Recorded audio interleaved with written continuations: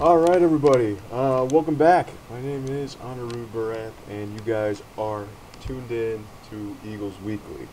I do apologize yesterday, came, it was a pretty late night, got the first three videos in. We started the Eagles Weekly sessions yesterday evening and was able to get the introduction in, and I did post those videos on YouTube. You guys are more than welcome to take a look.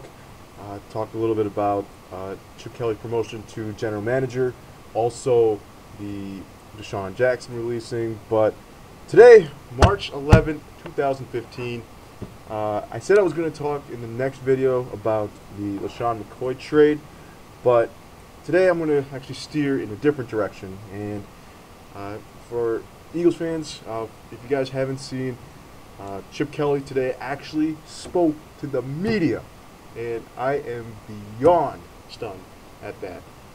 He said earlier he was not going to talk to the media, but today, out of nowhere, he has a press conference and addresses the recent moves that he has made, including the LaShawn McCoy trade, including the Nick Foles trade for Sam Bradford, including the fact that they could not re-sign Jeremy Maclin. He did address all those issues, but the biggest story, the biggest news of the headline or of the press conference, and I guess many Eagles fans already assumed at this point that it was a long shot, but this press conference, Chip Kelly put the nail in the coffin. The Eagles are not mortgaging the future. They are not going to trade up, or at least that's what we know at this point. Anything could change between now and April 30th, but we know at this point the Eagles are not going to trade up for Marcus Mariota. Many Eagles fans prior to this press conference already knew that, but Chip Kelly today made it official. You heard it from the horse's mouth himself. They are not going to trade up for Marcus Mariota. So today I just want to talk a little bit about not only what I saw in the press conference today. A good friend of mine was able to actually notify me that it was on TV. I did mention my other video. I do listen to a lot of 97.5 The Fanatic, which is Philadelphia's FM sports station. So I was listening to the press conference on there, and then all of a sudden one of my friends sent me a Snapchat, said it was on ESPN2, and when I saw it, I was beyond belief. Like, it was nationally televised. All of a sudden went on ESPN2, was watching it there on my TV.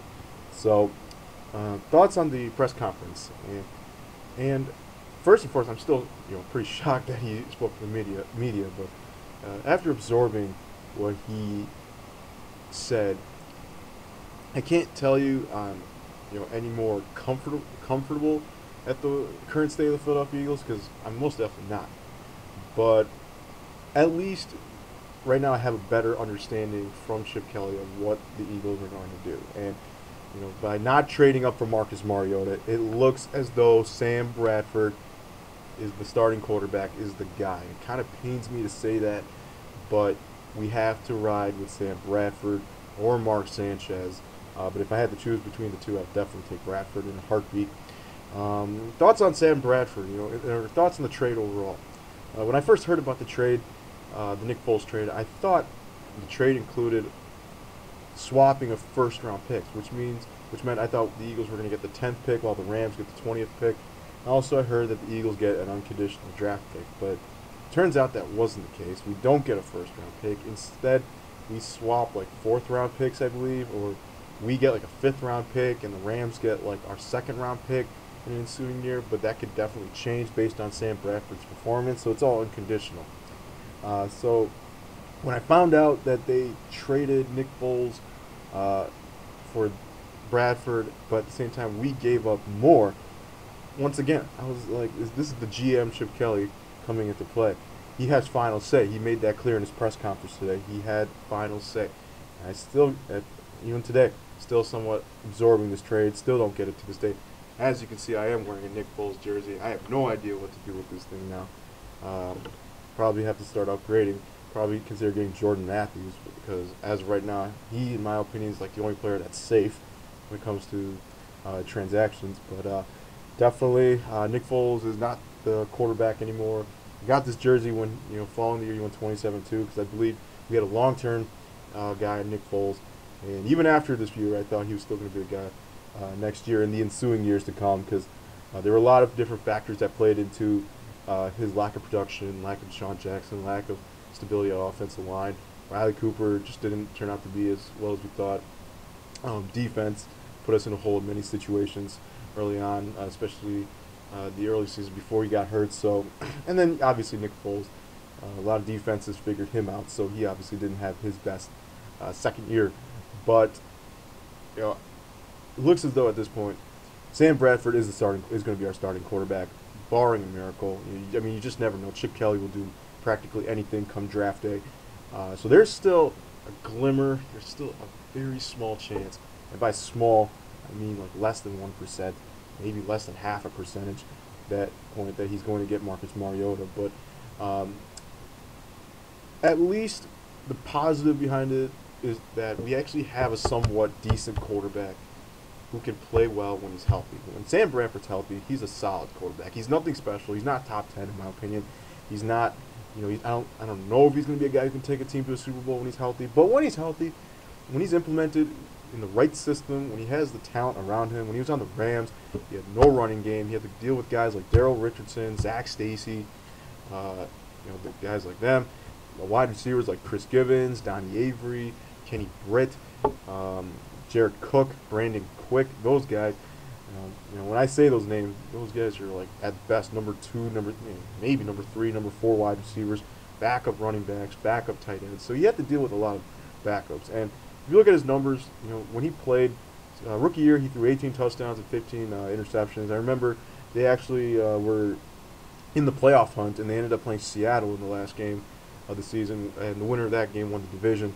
And that was all in Bradford's rookie year. So he was able to guide his team into playoff contention his rookie year. Seattle was able to win that game, though. So, but everything from there pretty much went downhill for him. He tore both his ACLs, or I think he tore the same ACL twice. At least that's what I think went down. But when he's healthy, he's a pretty productive quarterback. I don't think he's going to be a guy who throws 30-plus touchdowns a year. I don't think he's a guy who's going to go like 30 and 10. If he goes like 20 and 9, 20 and 11, 20 and 10, near 3,000 to 4,000 yards, that's what we can expect out of a guy like Sam Bradford. Truth be told, you probably would have maybe had somewhat better production out of Nick Foles. But the other thing that doesn't make sense in this trade is, a lot of people could say Sam Bradford's like an older version of Nick Foles. Nick Foles, a lot of people say, is injury prone. He's been hurt quite often in his tenure in Philadelphia, and in addition, he's also pretty young too. But the positive of keeping a guy like Nick Foles is that the Eagles didn't have to pay him that much. He was expected to make around $600,000 because he was in the final year of his rookie contract. Whereas Sam Bradford, apparently we have to take a cap hit and pay him like $13 million, which doesn't make sense because when the Rams drafted him, this was the final year when rookies were able to get all these egregious and extraordinary contracts. But nowadays there is a limit on the rookie deal. And so the Rams paid a lot for Sam Bradford. So now the Eagles take that cap hit. The Eagles have to pick up his contract and pay him all this money, whereas the Rams only had to pay like $600,000 for Nick Foles, But overall, not really a big fan of the trade. I do miss Nick Foles. I thought he was going to be the guy, even after he had an abysmal second year.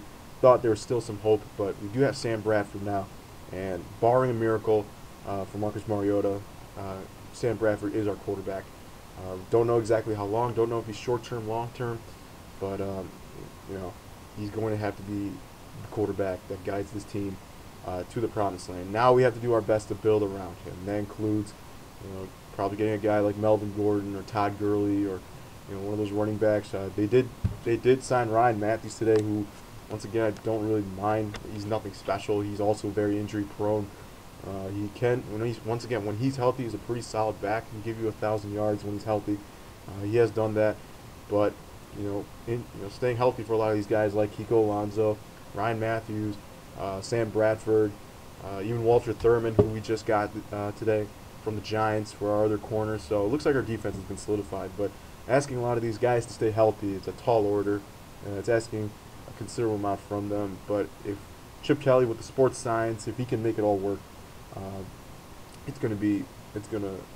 assuming it's gonna blend in just perfectly fine. But until then, we can only wait and see what happens when week 1 comes, week 2 around, once the season officially starts. But as of right now, this team, in my opinion, has definitely taken a step back. by losing Shady, by losing Jeremy Macklin, by losing Nick Foles, by losing Deshaun Jackson.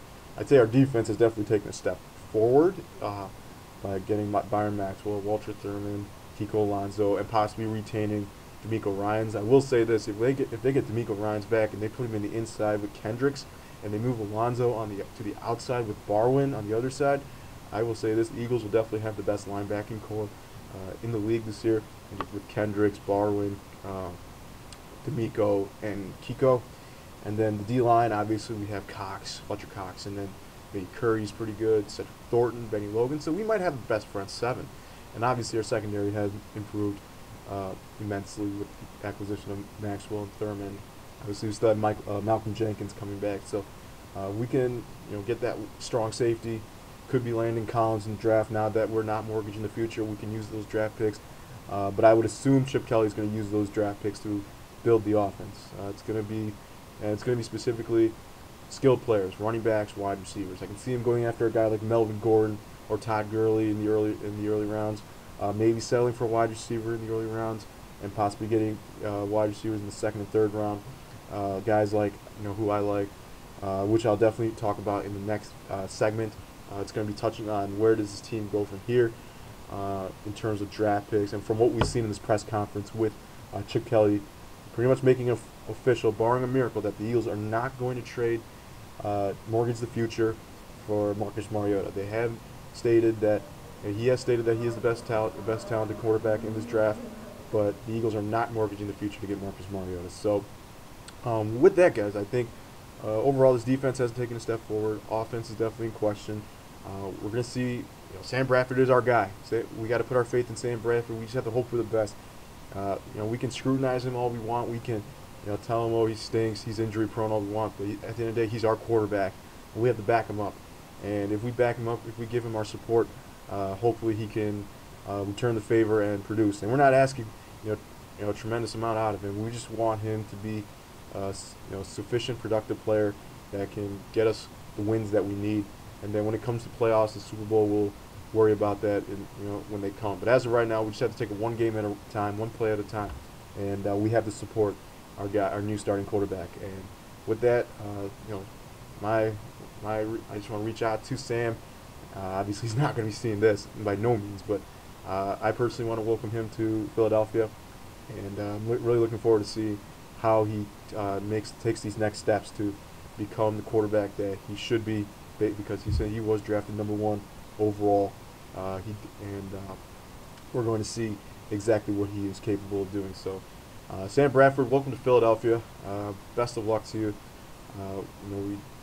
You have a big hole to fill, big shoes to fill, and we're really looking forward to seeing how it all turns out. But other than that, guys, thank you once again for tuning in. My name is Anirudh Barath, and feel free to take a look at the next segment, which is going to be talking about where the Eagles move on from here. So it's going to be touching on some of the solutions. What do fans have to look forward to now, considering there has been some big events that have happened today, yesterday, this past week. So I'm going to talk a little about where this team is going to move from here. What do we have to look forward to with the guys that we have? So you guys are more than welcome to take a look at that. But until then, guys, thank you once again, and fly Eagles fly.